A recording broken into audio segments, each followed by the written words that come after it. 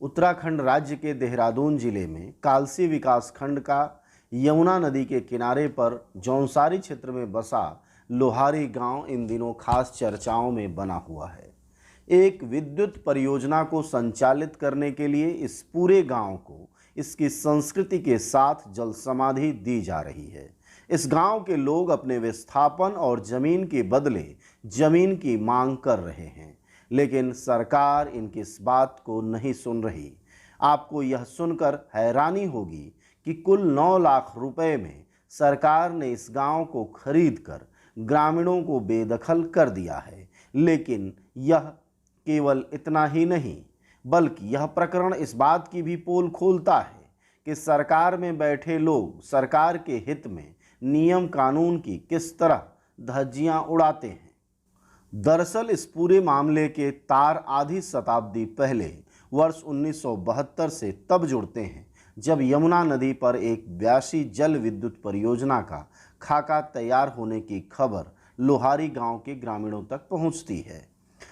420 megawatt की इस परियोजना के लिए यमुना नदी पर करीब 8 किलोमीटर के दायरे में 634 मीटर ऊंचे 2 बांध बनाए जाते हैं, जिसमें एक लोहारी गांव से 2 किलोमीटर दूर लोड्डू सिलोन गांव में तो दूसरा लखवाड़ गांव में बनना प्रस्तावित था। परियोजना के लिए लोड्डू सिलोन गांव बांध के डूब क्षेत्र में लोहारी तो लखवाड़ डैम में कुंडा और रिनोंगी गांव आ रहे थे।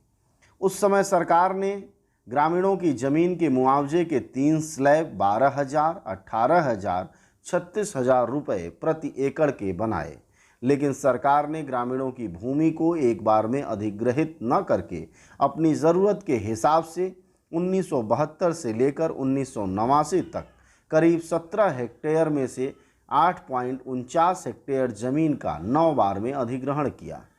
इसके लिए सरकार ने उस समय में 9 लाख रुपए बतौर मुआवजा बांटा। इस जमीन पर कहीं कर्मचारियों की आवासीय कॉलोनी बनाई गई तो कहीं स्टोन क्रशर लगाया गया। लेकिन 1989 में इस परियोजना के तहत लोहारी गांव के पास यमुना नदी पर बन रहे पुल के टूटने से 14 लोगों की मौत हुई तो इस परियोजना पर काम बंद हो गया। परियोजना पर काम बंद होने को ग्रामीणों ने परियोजना को स्थगित समझा।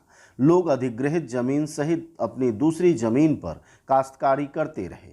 समय गुजरता गया, उस दौर में मुआवजा लेने वाली पीढ़ी भी गुजर गई, तो इस परियोजना का जिन्न एक बार फिर 22 साल बाद 2013 में बोतल से बाहर वापस आ गया।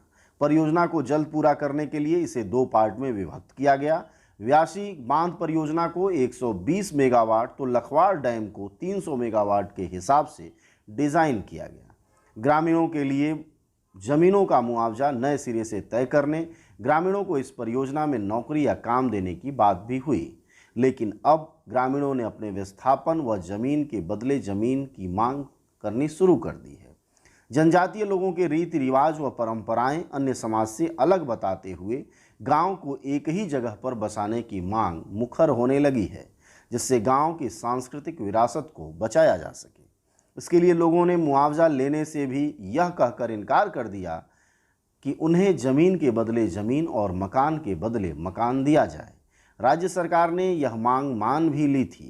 कैबिनेट में इस पर फैसला भी हुआ और विकास नगर के पास ज़मीन चिन्हित भी हुई, लेकिन बाद में यह फैसला पहले स्थगित और फिर निरस्त कर दिया गया। जी, हमारी सबसे बड़ी बात यह है कि हमारी जो लोहारी गांव है, जो हमारी ज़मीन है वो 3 तहसीलों के अंतर्गत आती है। जैसे जहाँ पे हम खड़े हैं अभी, ये विधानसभा चक्राता में आता है, तहसील कालसी में आता है।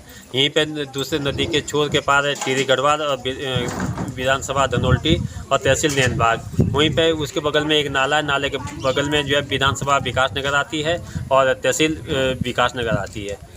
तो हमारी जो ज़मीन है 3 तहसीलों के अंतर्गत आती है। तो अभी जो सबसे मुख्य बात यह है कि 1972 से लेके 89 तक जो हमारे बुजुर्गों को, मेरे बाप, मेरे दादाजी को जो मुआवजा मिला है, खाली 9 लाख रुपए प्रतिकर अलग अलग टुकड़ों में दिया गया है। पूरे गांव को मिला है वो, कुल 9 लाख मिला है। तो हमारी सरकार से हमने सरकार को लिख के भी दिया है कि जो 9 लाख रुपए आपने हमारे बुजुर्गों को दिया है, ये हम आपको वापस करने को तैयार हैं। हमको जो जितनी ज़मीन का आपने हमारे इस लौहार ब्यासी परियोजना में अधिग्रहण किया है, उसको ज़मीन के बदले ज़मीन हमको दी जाए, हमारा गाँव कहीं पर विस्थापित किया जाए। हमारी मुख्य मांग यही है। और जैसे कि आज के डेट में देख रहे हैं, हम सरकारी स्कूल में पढ़े हुए हैं, लगभग आज के डेट में हम 100 परिवार हैं।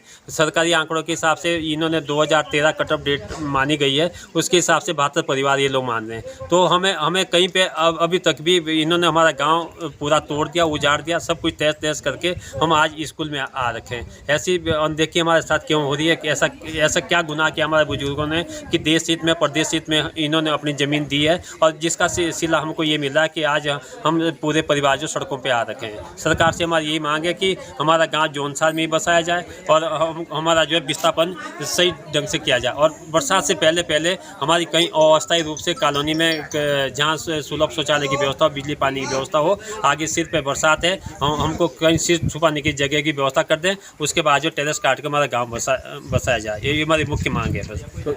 इसके बाद जब जून 2021 में बांध में पानी भरना शुरू हुआ तो लोहारी के लोगों ने बांध स्थल पर धरना शुरू कर दिया। इस दौरान जल सत्याग्रह भी किया गया। 120 दिन तक धरना चलता रहा। 2 अक्टूबर की देर रात भारी संख्या में पुलिस बल भेजकर गांव के 17 लोगों को गिरफ्तार कर जेल भेजा गया। बाकी लोगों को खदेड़ दिया गया। शांति भंग के इस मामूली मुकदमे की जमानत के लिए भी ग्रामीणों को हाई कोर्ट जाना पड़ा। ग्रामीणों की जमीन लेने के मामले में सरकार की बदइंतजामी का नमूना इसी से समझा जा सकता है कि ग्रामीण गजेंद्र सिंह पुत्र धर्म सिंह को तो मामूली मुआवजा भी नहीं मिला।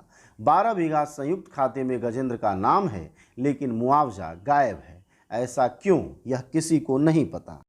ये 1972 से जब मुआवजा मिलना शुरू हुआ सर, मेरे पिताजी का नाम है, उस समय छूट ही दिया, मतलब कुछ नहीं मिला मेरे पिताजी को। 1 भी रुपए कहीं भी मतलब कागजों में नहीं दिया गया उनको। आपका नाम? मेरा नाम सर गजेंद्र सिंह चौहान। पिताजी का नाम? धर्म सिंह। कितनी जमीन गई आपकी? जमीन कागजों में थी, जो कमांड खाता है हम लोगों का, तो उसमें है 12 बीघे लगभग जमीन जो है लोहारी में। तो उसमें मेरे पिताजी का मतलब नाम ही नहीं है, नाम से कोई मुआवजा नहीं मिला है।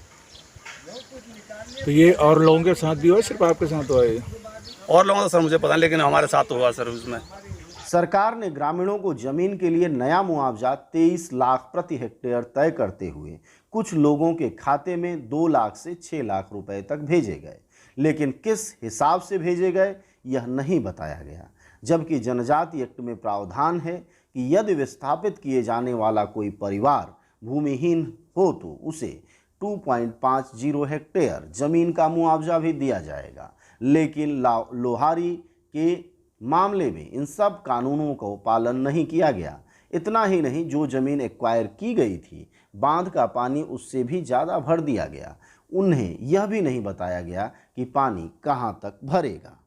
परियोजना का एक दिलचस्प तथ्य यह है कि बांध निर्माण के दौरान गांव के कुछ लोगों की गाड़ियां काम पर लगी थी, जबकि कुछ लोगों ने मजदूरी की थी। बाद में कहा गया कि मजदूरी और गाड़ियों के किराए के रूप में गांव वालों को जो पैसा दिया गया है वह मुआवजे में से काट दिया जाएगा।